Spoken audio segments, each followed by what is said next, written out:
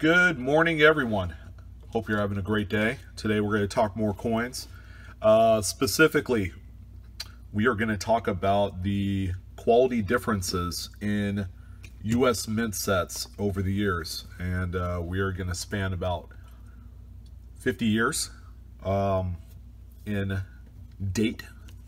Actually, 40 years. Because we're going to be looking at two Denver minted sets, a 68D and a 97D, so about 40 years there.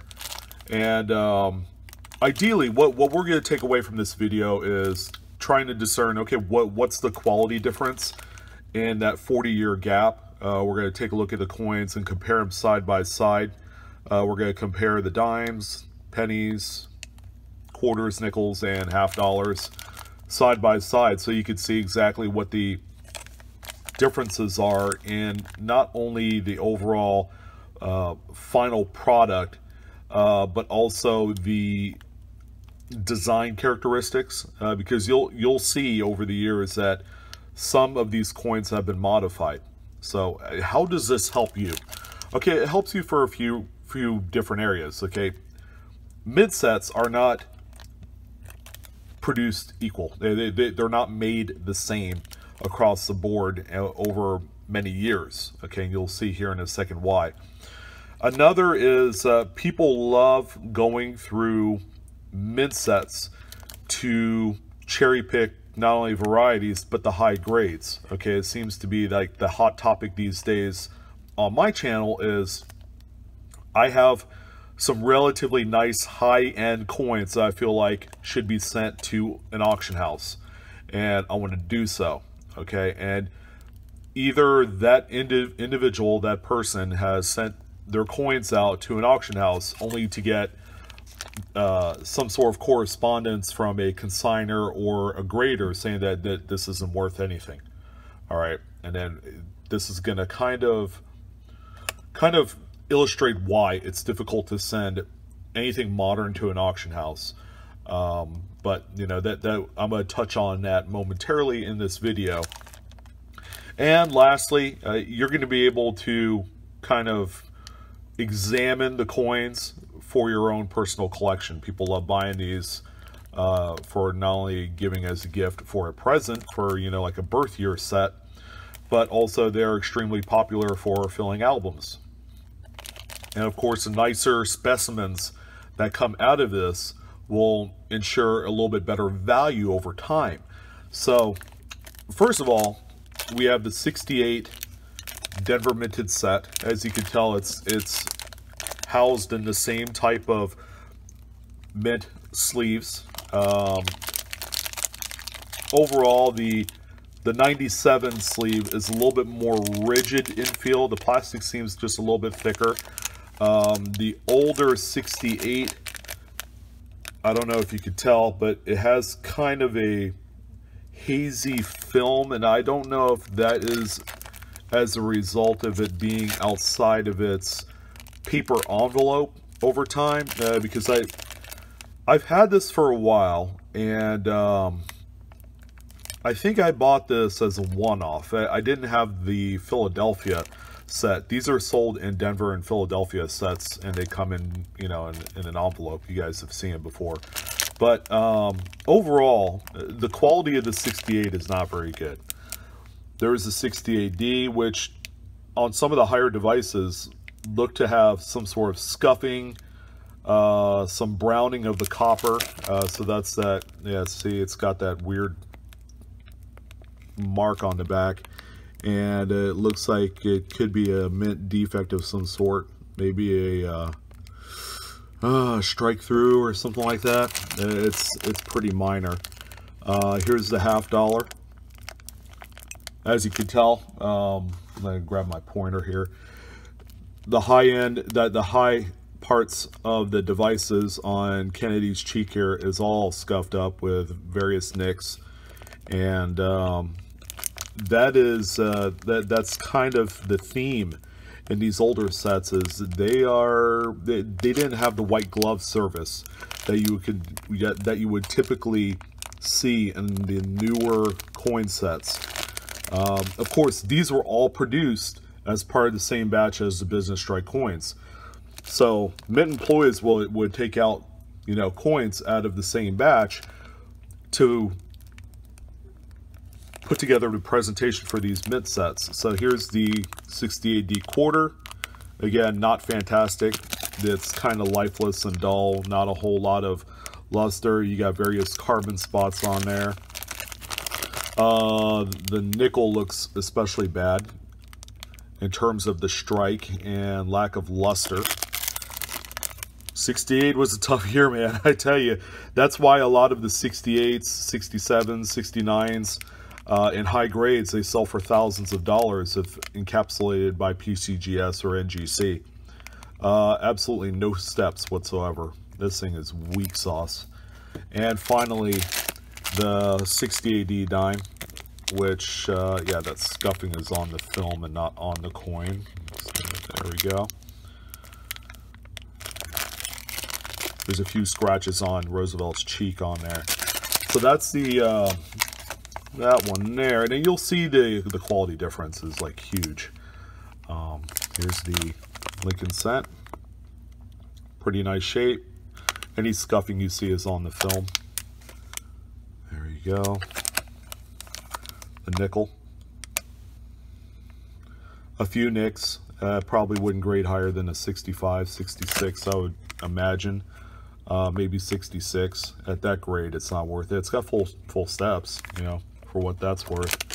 Here's the Roosevelt dime for the 97. Now, why did I pick Denver? Denver is, they're known for their great quality when it comes to their mint products. That's why, you know, you look through Denver mint coins, whether they're brilliant or not, they don't seem to have a whole bunch of problems.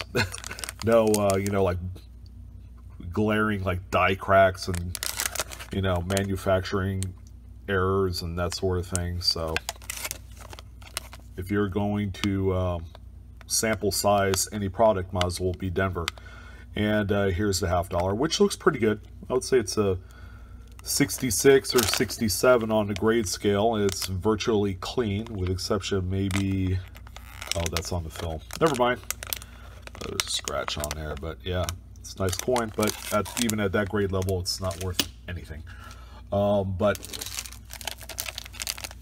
the $half, for example, take a look at them. The mint of today, and even though this is already 20 years old, at that time they've used higher quality methods of manufacturing compared to the older sets. So with that being said, there is not a coin in either set that I would feel comfortable in, number one, sending to PCGS or NGC for any reason. There's a certain grade level in these things that a coin must achieve in order for them to be sellable through one of the consignment houses like a Heritage, Stax Bowers, Legend Morphe, even Great Collections. Great Collections is a little bit looser because they have a weekly auction, but the coins that these auction houses prefer to receive are already slabbed. Okay, there has to be perceived value. If you start throwing, you know, a bunch of 50-cent to $2 coins at them with the expectation that, you know, a similar coin sold for $1,000, it's just not going to be there as long as it's not graded.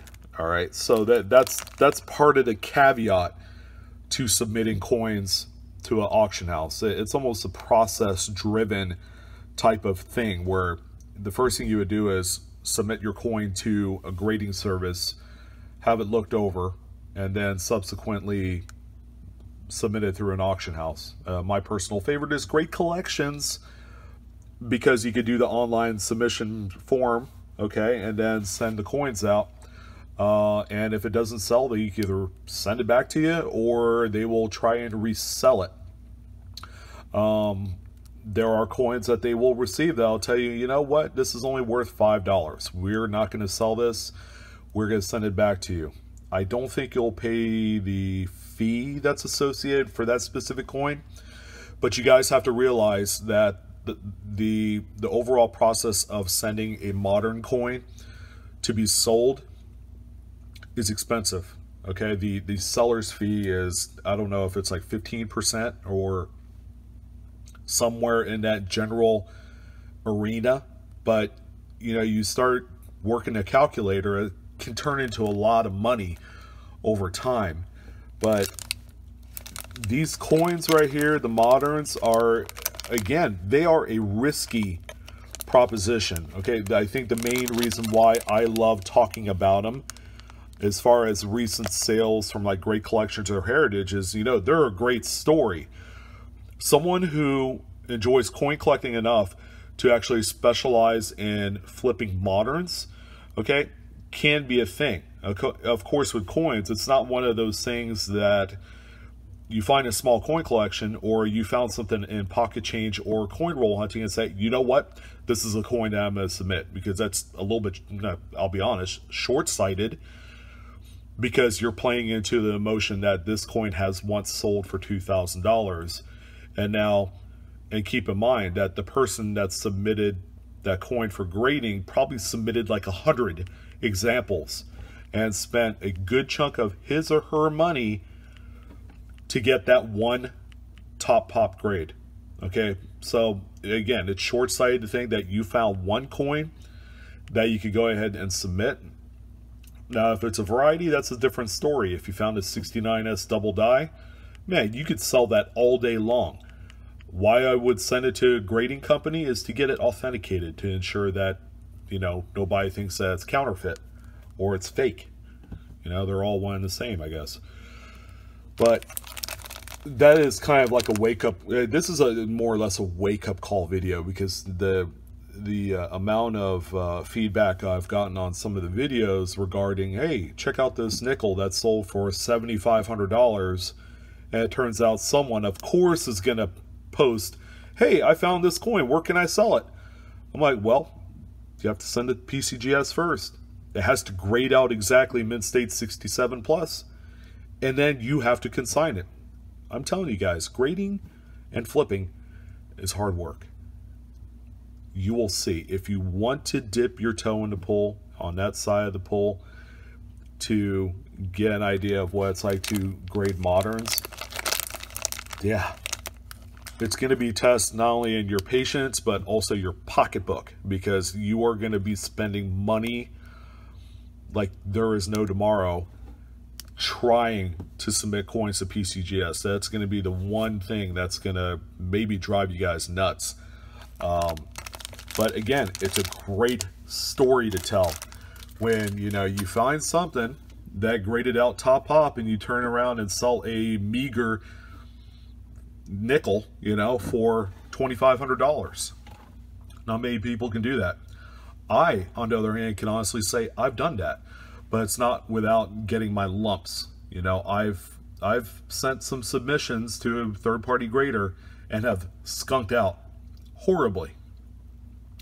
But in the end, it's worked out. And again, it's all perseverance and patience and not giving up on it. However, getting into the moderns part of coin collecting today, when the stock market and the economy is so good, is a huge, risky proposition, and one that you're going to have to seriously consider thinking about it. Whenever the next bear market or recession comes, that's when these things are going to, you know, go up in price, because everybody's looking for a safe haven at that point, a hedge, I guess, to get into. But in any case, that kind of wraps up this video. Hopefully I didn't talk your ear off, and you got to see some comparison coins through the mint sets. But I appreciate your guys' time. Would love to hear your feedback. Please hit like and subscribe to Blue Ridge Silverhound. Hit the bell for instant notifications on new videos, as they are posted regularly, at least once a day. But anyways, I love you guys. Hope you guys are enjoying the hobby. Again, you know what? Don't give up, and kind of think about it. You know, cooler heads will prevail when it comes to the grading game. And being sensible about it is equally important. But I'll talk to you guys later. You guys have a wonderful day, and I'll see you.